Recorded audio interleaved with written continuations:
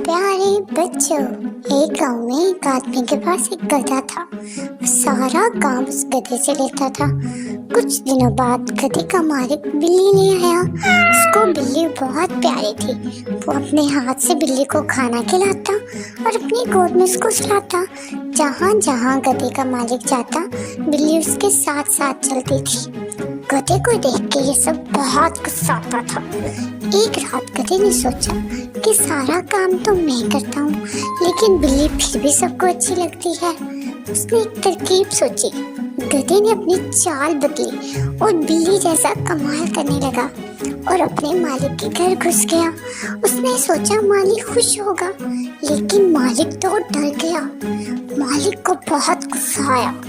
वो गुस्से में चिल्लाया, मुझे बचाओ, मुझे बचाओ, इस आफत से जान छुड़ाओ। पागल हो गया है ये गधा, इसको घर से दूर भगाओ।